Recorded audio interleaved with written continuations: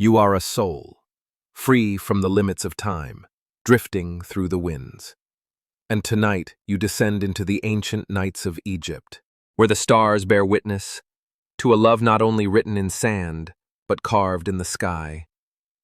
This is the story of Cleopatra and Mark Antony, a love that rewrote the meaning of devotion, a love that gave up power to live forever in passion. Cleopatra, the Queen of Egypt, known as the most brilliant and beautiful woman in the world.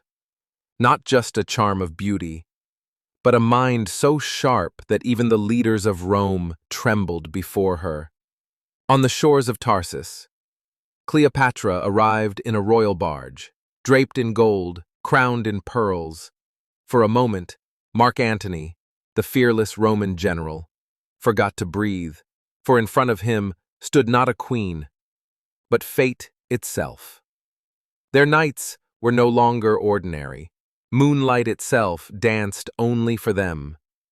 They spoke of politics, but love had already painted every word between them, a bond unspoken, yet stronger than any empire. Back in Rome, whispers turned to fury. Antony is bewitched by the Egyptian queen, they cried. Octavian, heir to Caesar and Antony's greatest rival, rose with vengeance. He has betrayed Rome for love. And then the day of reckoning came. The war drums echoed across the waters of Actium.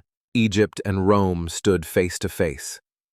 Cleopatra sailed beside Antony, her ships glittering under the sun. She wasn't just a queen, she was his comrade in war and in love. But destiny had a cruel twist. Cleopatra's ships turned back, and Antony believed she had abandoned him. His heart shattered, trust dissolved. In the chaos of battle, he wounded himself, believing her love was a lie. When Cleopatra heard the news, her cry reached the heavens.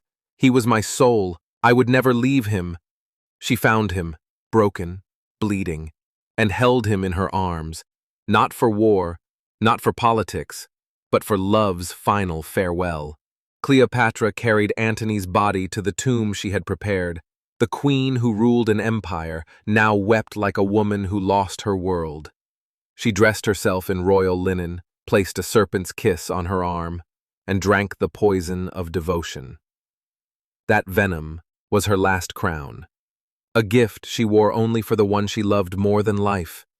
Their bodies became dust, but their souls met again, not on earth, but in the sky. Even now, when the Nile whispers in the wind, or stars rise above Roman ruins, they say their spirits soar together, holding hands across galaxies. This wasn't a tale of heartbreak. It was a promise that true love survives beyond time, beyond death. Cleopatra and Mark Antony, not just names, but a legacy, forever carved in the stars. If this story touched your soul, hold it close, for some loves don't end in the ground. They begin in the skies. This was a love written in the stars, the celestial love of Cleopatra and Mark Antony.